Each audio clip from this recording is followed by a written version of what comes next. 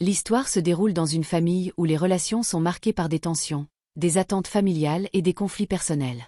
La scène commence avec une conversation tendue entre un père et son fils.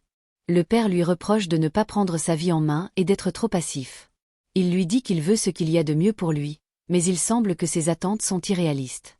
Il lui reproche de ne pas se comporter comme un adulte et de ne pas se responsabiliser. Il lui parle de manière sévère, lui demandant de prendre exemple sur son frère Nicolas, qui est plus impliqué dans la gestion de l'entreprise familiale. Arturo, visiblement déstabilisé par la pression, se tourne vers sa mère pour chercher du réconfort. Sa mère Cecilia promet à son père qu'elle va lui parler, mais la tension persiste. De l'autre côté, la mère de Mar lui rappelle qu'elle est destinée à une vie de richesse et de succès, et qu'elle ne doit pas se contenter de moins que cela. Qu'elle ne veut pas que sa vie passe comme la sienne. Mar essaie de comprendre ce qui s'est passé, lui pose la question, mais sa mère refuse de répondre à Céa. Elle dit que ce n'est pas important car tout ça c'est du passé. Et que tout ce qu'elle veut maintenant c'est que sa fille ne souffre pas comme elle a souffert. Madame Garcia essaie de changer de sujet en parlant de la nouvelle épisode qu'il regarde à la télévision. Au même moment Valeria arrive et Mar la demande de les rejoindre. De l'autre côté, Leonardo discute avec sa femme Paula, au sujet de l'entreprise. Cette dernière lui demande quand est-ce qu'il sera à la tête de l'entreprise.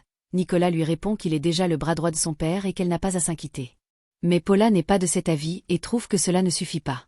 Au même moment, Camila arrive et ils se taisent. Alors qu'Arturo entre dans la salle, la pression familiale refait surface quand Camila lui demande s'il a déjà appelé Priscilla pour régler le problème, car elle refuse que son ami souffre à cause de lui. Arturo lui répond qu'il n'a pas à s'excuser car il n'a rien fait de mal, et que c'est à elle de venir s'excuser. Paula répond « Oui bien sûr, comme d'habitude c'est elle la fautive, comme si personne ne voyait tes photos avec les autres filles alors que t'as une soi-disant petite amie officielle. » Arturo répond sur un ton de moquerie, et un peu déplacé. Il semble que la belle-sœur inconfortable ait beaucoup de choses à dire aujourd'hui, je ne pense pas qu'on t'a sonné. Ce qui met Leonardo en colère et demande à Arturo de respecter sa femme. Camila répond que c'est pas la faute d'Arturo car c'est elle qui a commencé. Paula remercie son mari de lui avoir défendu, et lui dit que ça va aller, car c'est toujours pareil ici, on n'arrête pas de l'insulte à chaque fois. De l'autre côté, alors qu'Ophélia regarde la télé avec ses filles, l'électricité a coupé. Et Ophélia accuse à Valeria de ne l'avoir pas payée. Pendant qu'elle discute à propos de ça, au même moment Mar reçoit un message de son petit ami Juan. Mar, essayant de sortir pour aller parler avec lui, dit à sa mère qu'elle va regarder si les autres voisins ont aussi une panne de courant. Ophélia qui comprend le jeu de Mar prend son téléphone, et voit le message de Juan. Ophélia furieuse sort de la maison pour parler au garçon et lui demande de laisser sa fille tranquille. Juan refuse de partir et dit à Ophélia qu'il est amoureux de sa fille et qu'il n'ira nulle part. Ophélia folle de rage s'empare d'un tuyau, et sans la moindre hésitation, arrose Juan d'un jet puissant, laissant éclater sa colère. Alors que Mar essaie d'empêcher sa mère, cette dernière la gifle et l'ordonne de rentrer à la maison.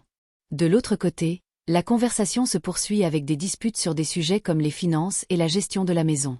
Le père, bien qu'absent dans les discussions directes, est également une figure imposante, symbolisant l'autorité de la famille et les attentes envers ses enfants. La mère, dans son désir de protéger et d'assurer un avenir prospère à ses enfants, ne comprend pas que ces derniers cherchent à s'émanciper de cette pression. De l'autre côté, Ophélia continue avec les tensions, alors que les voisins lui crient dessus, mais cette dernière s'en fiche totalement de leurs avis, et dit qu'elle a le droit de protéger sa fille. Finalement, la dispute atteint son apogée avec Mar, qui décide de prendre ses distances. Elle ne veut plus vivre sous la domination des attentes de sa mère. La tension familiale atteint un point culminant, et la mère, aveuglée par ses propres désirs de contrôler la vie de ses enfants, refuse de comprendre leurs aspirations personnelles. Le texte expose ainsi des thèmes de contrôle parental excessif, de conflits générationnels, de lutte pour l'indépendance et de désaccord sur les valeurs familiales. À travers ces dialogues, les personnages montrent une lutte intérieure entre l'amour familial et la pression de devoir répondre aux attentes imposées par leurs proches. L'extrait commence par une conversation entre deux personnages, Arturo et son frère Nicolas. Arturo semble traverser une période difficile, marquée par de nombreuses tensions internes et un sentiment de frustration. Il confie à Nicolas qu'il a eu une série de disputes et qu'il est épuisé par ces conflits incessants. Nicolas, en tant que frère plus calme et réfléchi, lui conseille de se poser et de prendre du recul. Il lui rappelle qu'il y a un moment pour chaque chose et qu'il doit choisir ses batailles avec soin. Arturo, cependant, semble être dans une spirale de mécontentement et se sent incompris par son entourage, notamment par son père, qui est de plus en plus déçu par lui. Nicolas, tentant de détendre l'atmosphère, lui parle d'un projet ambitieux qu'il souhaite lancer, une ligne de vêtements sportifs. Il lui confie qu'il en a parlé à leur père et qu'il a l'intention de le faire avec lui, espérant que ce projet pourrait être une nouvelle source de motivation et de succès pour Arturo. Arturo, bien que sceptique au départ, finit par accepter la proposition avec enthousiasme. Ce projet semble lui offrir la possibilité de se concentrer sur quelque chose de concret et de créatif, loin des conflits qui l'assaillent. Nicolas le rassure, lui disant qu'il a confiance en lui et qu'il est la personne idéale pour travailler sur cette ligne de vêtements. Ce moment d'acceptation marque une réconciliation entre les deux frères, qui se soutiennent mutuellement dans la recherche de leur avenir. Cependant, un autre conflit familial éclate lorsqu'on passe à une scène impliquant leur mère, Ophélia, et sa fille Valeria. Ophélia semble préoccupée par l'attitude de Valeria, qui semble à la fois distante et contrariée. Valeria, blessée et frustrée, lui reproche de ne jamais comprendre ce qu'elle traverse. Elle accuse sa mère de ne jamais s'intéresser à ses problèmes ou à ses émotions, ce qui crée une grande tension entre elles. Ophélia, bien que désireuse de l'aider, semble désemparée face à l'attitude de sa fille. Lors d'une discussion sur ce sujet, Valeria se blesse accidentellement, et Ophélia, inquiète, tente de l'emmener à l'hôpital. Cependant, Valeria refuse son aide, affirmant qu'elle n'a jamais compté pour sa mère. Ce rejet plonge Ophélia dans une grande douleur émotionnelle, d'autant plus qu'elle semble être la seule à essayer de maintenir une connexion avec ses enfants, malgré leur refus. La situation de Valeria est particulièrement complexe, car elle ressent une profonde solitude et un manque de compréhension de la part de sa famille. Même si Mar tente de lui apporter du réconfort, Valeria reste fermée et distante.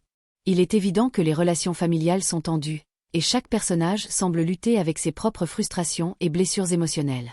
De l'autre côté, on nous montre Valeria à la salle de gym. Malgré sa blessure à la main, elle est obligée d'aller travailler. Alors qu'elle se rendait à la salle de bain pour soigner sa blessure, Valeria croisa Arturo en plein milieu du couloir. Le temps sembla s'arrêter. Leurs regards se rencontrèrent, et Valeria, fascinée par la beauté brute d'Arturo, resta figée, les yeux plongés dans les siens. Un sourire léger se dessina sur les lèvres d'Arturo.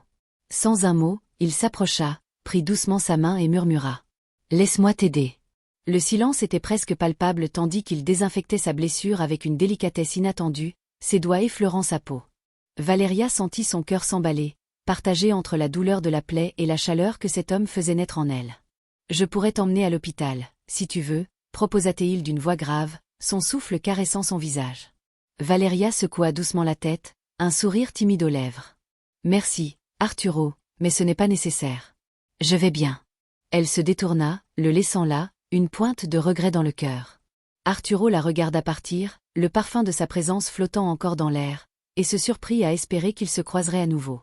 Ophélia essaie de renouer le contact avec Mar, en lui disant qu'elle l'aime et qu'elle ne veut que son bien. Mar, bien qu'initialement réticente, semble légèrement adoucie par les paroles de sa mère, mais elle garde une certaine réserve. Ce moment montre une relation mère-fille très conflictuelle, marquée par des incompréhensions et des attentes non partagées. L'extrait prend ensuite une tournure différente lorsqu'Arturo, ayant accepté le projet de la ligne de vêtements, annonce publiquement qu'il et Nicolas vont lancer leur entreprise. Il souhaite que cette nouvelle ligne de vêtements sportifs reflète la puissance, la force et la beauté de la femme moderne. Arturo et Nicolas lancent un appel à la recherche d'une jeune femme qui incarnera l'image de leur marque. Ce projet semble être une opportunité pour eux de sortir de leur lutte personnelle et de créer quelque chose de positif et d'inspirant. Ils espèrent que ce projet sera un moyen pour Arturo de se concentrer et de canaliser son énergie de manière productive. La vidéo que Arturo partage attire l'attention de nombreuses personnes, et l'annonce suscite des réactions enthousiastes. Dans un moment plus intime, Ophélia, qui a suivi l'annonce d'Arturo, s'adresse à Mar avec des mots de réconciliation. Elle lui exprime ses regrets pour la façon dont les choses se sont passées entre elles, affirmant qu'elle ne voulait pas que leur relation se dégrade à ce point. Mar, touchée par ces mots, semble plus ouverte et prête à accepter l'idée que sa mère agit toujours avec de bonnes intentions, même si cela n'est pas toujours évident pour elle. Cette réconciliation partielle entre Ophélia et Mar ouvre la porte à une meilleure compréhension entre elles, bien que leurs différences ne soient pas complètement résolues. Mar, bien qu'elle ait encore des doutes sur sa place dans la famille, accepte les excuses de sa mère, et elle se retrouve dans un moment de complicité fragile. Le passage se termine par une réflexion sur l'impact potentiel de ce projet de vêtements sportifs sur la vie de la famille. Ophélia, pleine d'espoir, suggère que Mar pourrait être la figure idéale pour incarner l'image de la marque, soulignant sa beauté et sa force. Mar, bien qu'hésitante au départ, semble se laisser convaincre par l'idée que ce projet pourrait être une occasion de changer sa vie et de s'affirmer. Cela laisse entendre qu'elle pourrait enfin trouver sa place dans ce monde et dans sa famille, tout en faisant face aux défis internes qui la tourmentent. L'extrait, bien que centré sur les tensions familiales, laisse une ouverture vers un avenir où les personnages pourraient, à travers le travail et la réconciliation, surmonter leurs conflits personnels. En conclusion, cet extrait de La Silla de la Sonora Garcia présente un portrait complexe de relations familiales marquées par des conflits internes, mais aussi par des moments de réconciliation et d'espoir. Chaque personnage lutte avec ses propres démons, mais le projet commun d'Arturo et Nicolas semble offrir une lueur d'espoir pour la famille. La dynamique entre les différents membres de la famille illustre les défis émotionnels et les attentes non satisfaites, tout en soulignant l'importance de l'amour, du soutien et de la compréhension mutuelle dans les relations. Merci de l'avoir suivi jusqu'à la fin. N'hésitez pas à partager votre avis en commentaire. Si vous avez aimé la vidéo, pensez à laisser un pouce bleu et à vous abonner à la chaîne pour ne manquer aucun résumé.